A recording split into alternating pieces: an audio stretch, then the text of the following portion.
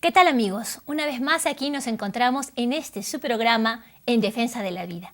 Y el día de hoy tenemos una invitada súper especial.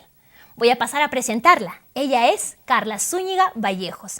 Ella es laica consagrada del Instituto Secular Cruzadas de Santa María, licenciada en Enfermería, máster en Ciencias del Matrimonio y la Familia por el Instituto Juan Pablo II de la Pontificia Universidad Lateranense de Roma, máster en Bioética y Formación por la misma universidad, docente de Introducción a la Filosofía de la Universidad Católica San Pablo.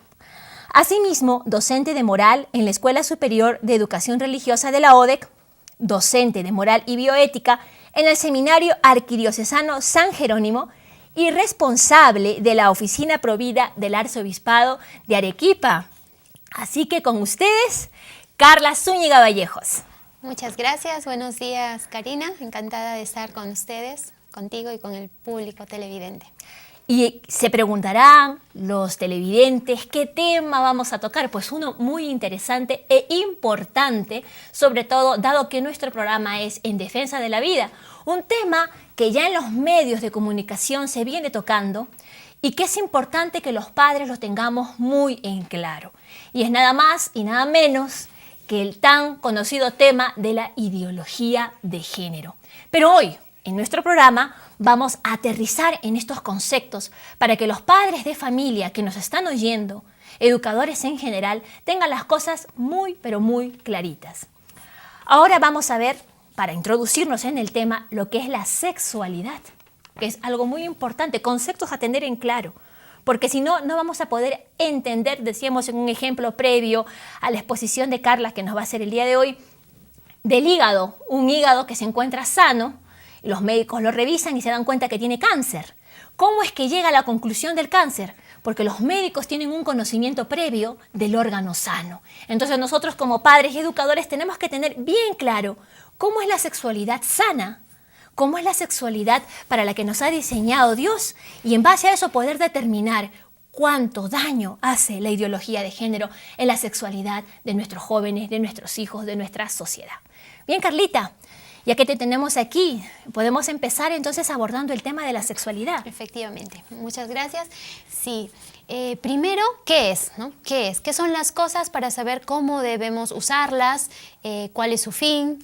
Y a qué estamos llamados, ¿no? Entonces, este tema de la sexualidad humana es muy importante porque es un tema ligado estrechamente a la realización de la persona, a la felicidad de las personas, ¿no? Por el designio de Dios, por el diseño de Dios. Entonces, yo quiero que recordemos los padres de familia, lo primero es la sexualidad humana, así como hay cosas que nosotros elegimos, que caen bajo nuestra decisión, nuestras elecciones, hay realidades que nosotros no elegimos, ¿no? Que nos vienen dadas como un don. Y una de esas, por ejemplo, es la vida, otra es la sexualidad humana.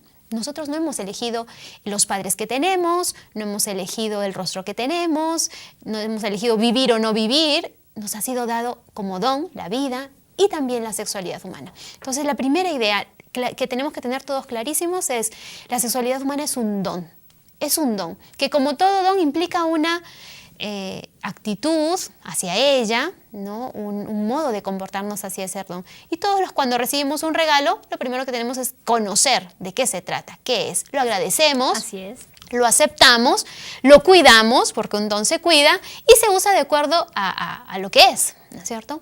Eso es precisamente el ABC, vamos a decirlo así, de la sexualidad humana. Pero ¿qué ocurre? Que hoy en día muchas veces no sabemos, los padres, las personas, hay una tal confusión respecto de qué es la sexualidad, qué no es, qué soy yo, qué no soy, ¿no? Entonces, es importante, primero, es un don. Segundo, y me pueden ayudar con las diapositivas, la siguiente, es un don que consiste en un modo propio de ser. Nosotros somos de un determinado modo. Somos varones o mujeres, las personas humanas existimos de manera sexual, es decir, o como varones o como mujeres, nos ha sido dado, no hemos elegido ser varón o ser mujer, nos ha sido dado este don, del cual se derivan, este modo propio de ser, se deriva un modo propio de sentir, un modo propio de manifestar lo que somos, ¿no es cierto? Que en el fondo tiene que ver con nuestra vocación y con nuestra finalidad, que es un modo de expresar o una posibilidad para expresar y vivir el amor humano. Todo esto, el don, un modo propio de ser, un modo propio de sentir, un modo propio de manifestarse, todo va encaminado hacia la expresión y la vivencia del amor humano. La finalidad, efectivamente, de la sexualidad humana, Dios nos la ha dado para vivir, hacer presente y experimentar el amor humano, ¿no? El amor, ojo, como don, habrá seguramente otras oportunidades de hablar de qué es el amor, como don y acogida de la persona, ¿no? Que crea una comunión interpersonal. Ese es el sentido de la sexualidad humana. ¿Pero en qué consiste ese don? ¿O cuáles son sus, siguiente por favor, las dimensiones de la sexualidad humana?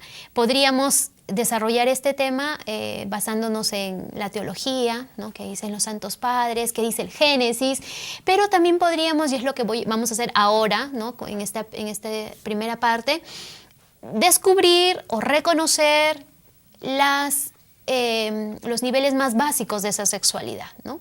Hemos dicho que la sexualidad humana es una condición de la persona, somos seres sexuados, varones o mujeres, y tiene una serie de dimensiones, vamos a decirlo así, como la persona misma no solo es biología, también es psicología, también tiene un modo de manifestarse, también tiene una conducta ética. Entonces, en el plano de la sexualidad también hay esas dimensiones. Vamos a empezar por el que constituye, vamos a decir así, el fundamento, ¿no? De nuestra sexualidad, el plano genético, llamado sexo genético. La sexualidad es el conjunto de todas estas dimensiones, ¿no? El sexo genético, existimos los seres humanos como XX, mujeres, como XY, varones. Así es. Este plano genético se manifiesta luego en unas determinadas gónadas, en el caso de las mujeres, ovarios, y en el caso de los varones, testículos, que mediante el normal funcionamiento van a desarrollar o van a inducir a la producción de determinados niveles hormonales. En el caso de los varones, andrógenos, en el caso de las mujeres, estrógenos y progesterona. Cíclico además, etcétera, etcétera. La genética es distinta y de ahí se desarrolla una fisiología, un funcionamiento también distinto, claro, ¿no?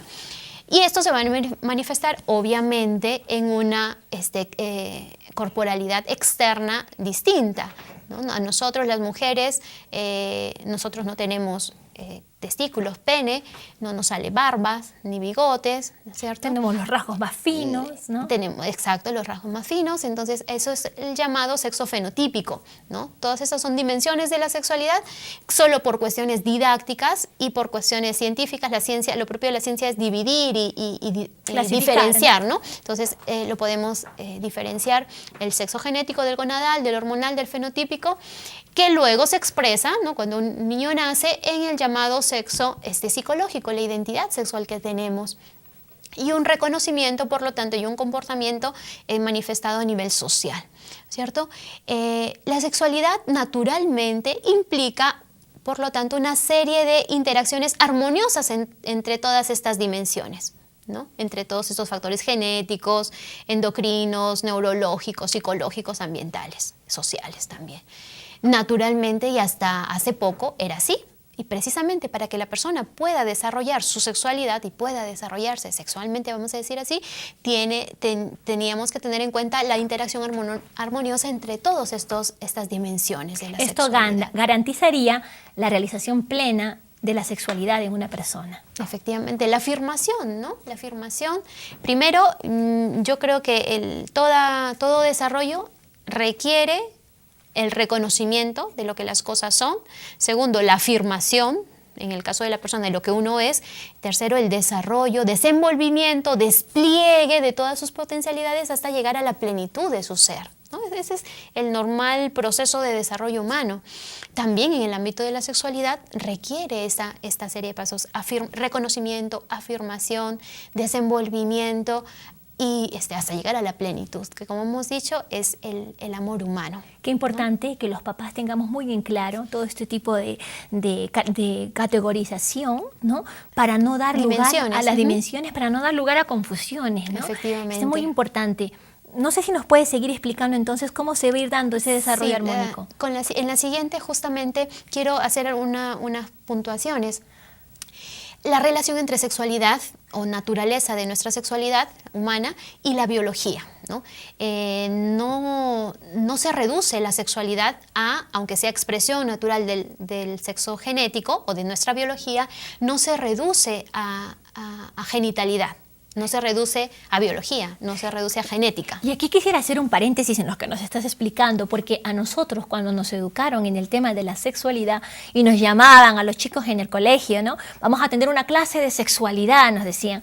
Todos nos conglomeramos. ¿Y qué recibíamos? Todo se reducía a genitalidad. Así es, genitalidad. O datos biológicos.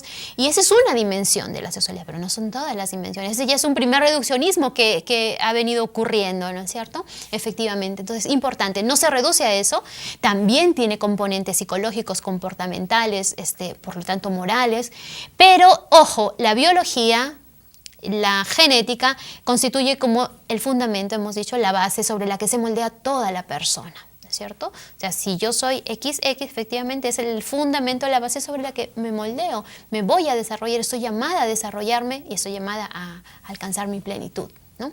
Entonces, en la siguiente diapositiva justamente colocamos esto, ¿qué es lo que nos dice la ciencia respecto de la sexualidad? La ciencia respecto de la sexualidad nos dice, estudia, por ejemplo, el normal desarrollo, como decía anteriormente, las interacciones armoniosas que deben existir en torno a la sexualidad en el plano genético, gonadal, hormonal, fenotípico, psicológico y social. Naturalmente tiene que haber una armonía. Eso es lo que permite el desarrollo sexual. Pero también la ciencia puede haber, y de hecho la ciencia ha verifica, puede haber a cualquiera de estos niveles alteraciones o anomalías, ¿cierto? A cualquiera de los niveles. Entonces, a nivel del sexo genético o de la genética humana, puede haber alteraciones o anomalías cromosómicas, ¿no? Ejemplo de esto es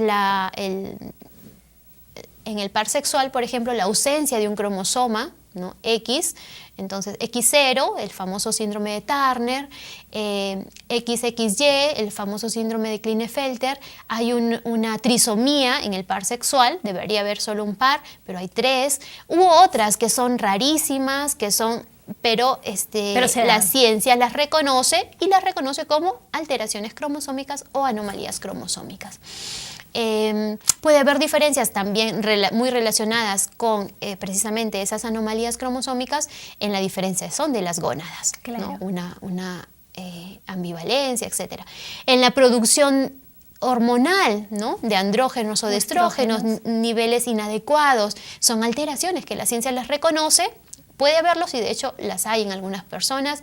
La ciencia cuando las reconoce, primero las diagnostica y luego las trata. A veces no puede curarlas, pero sí puede tratarlas para favorecer la mejor calidad de vida de las personas. Interesante lo que hemos venido desarrollando hasta aquí, Carlita, y dejamos para el siguiente bloque lo más importante, ¿no? De donde se están cogiendo muchas veces en estas anomalías en la identidad, orientación y comportamiento. Síganos acompañando, nos vemos en el siguiente bloque en este tema sobre la sexualidad.